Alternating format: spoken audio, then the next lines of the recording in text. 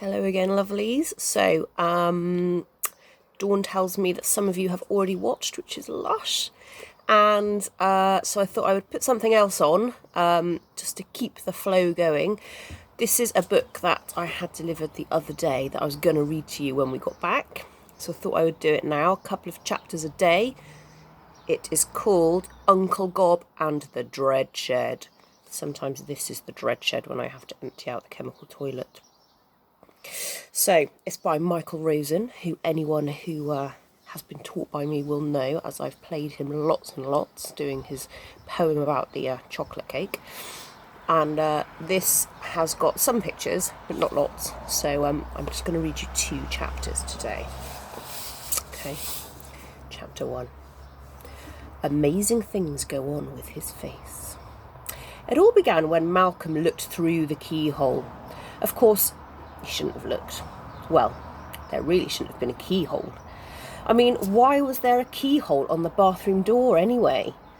What did the keyhole think it was doing, sitting there stuck on the bathroom door? That's a very good point. So really it was the keyhole's fault. This is what happened. Uncle Gobb came to stay. No one liked Uncle Gobb. More on him in a minute. Uncle Gobb went to the bathroom.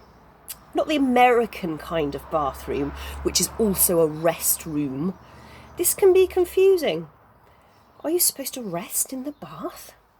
But they don't mean the bath anyway. When they say bathroom, they mean the room where you go to pee and poo. Unless they mean you're supposed to pee and poo in the bath, which they don't. They don't mean that. So, there's no need to bring that up. Sorry. Not this look. Here he is. He's resting in the bath. Looking like a cowboy. Let's get on. Uncle Gobb went to the bathroom.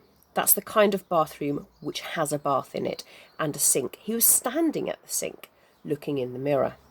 People often do that. They look in the mirror and talk to themselves.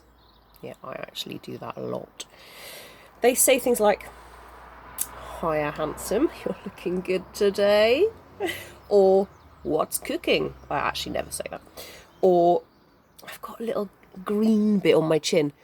Normally with me it's, "Oh God, I've got a spot on my chin again. I wonder if I'm going mouldy." Uncle Gobb wasn't saying any of these things. He was polishing his face. Here he is, look. Polishing his face. He's got no hair. Now, everyone knew that Uncle Gobb had a shiny face. And just to be clear, it's perfectly okay for people to have shiny faces, and it's perfectly okay for people to shine their faces. The thing is, Malcolm had never ever seen anyone shine their face before. This is what happened. Malcolm was crouching down, looking through the keyhole. He saw Uncle Gobb take a piece of cloth in his right hand. In his left hand, he took some stuff to make windows shiny. He squirted the shiny stuff into the cloth, took the cloth up to his face and started shining. Now, I seem to be reading a lot of things where I say, don't do that either at home. Don't put any, like chemical cleaners on your face or anything. Round and round over his cheeks, his chin, his forehead, till it was all very shining. When he'd finished, Uncle Gobb looked in the mirror and said, "Hey, Gobby, you're looking good today." Malcolm stared. Well, it was one eye staring, because the keyhole wasn't big enough to do a full 2-eye stare. In fact, he was wondering whether one eye staring could be a new kind of competition at the Olympics, when the door opened and there was Uncle Gobb. He looked down at Malcolm, who was now trying hard to stop one eye staring, and said, "That doesn't look like homework to me." Oh, you might be wondering why Uncle Gobb would say such a thing.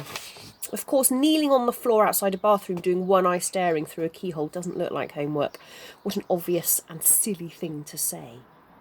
But why did Uncle Gobb say such an obvious and silly thing? To find out the answer to this and to why tomatoes are red, we will need to pass on to the next chapter, which is 2.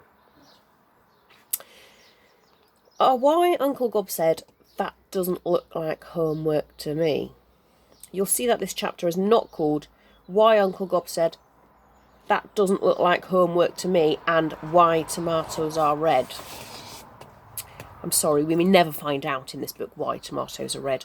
There are other kinds of book which explain things like that. They're called non-fiction books, and they're very good too. My favourite one is called Don't Eat Your Best Friend. Chapter 2.5. Some explanation and a blam! Wherever Malcolm went in life, he thought that people would ask him why he lived with Uncle Gobb. This was the explanation he had ready. Many years ago, Uncle Gobb married someone called Tammy.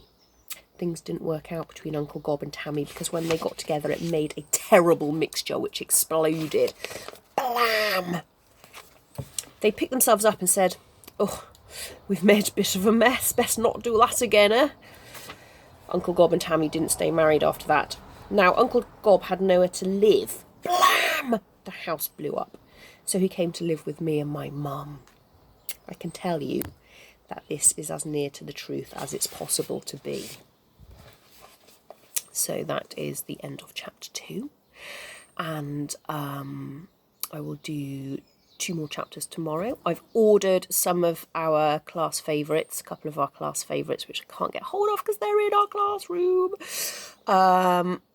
And a few other things. And hopefully I will be able to put lots more on here for you to watch.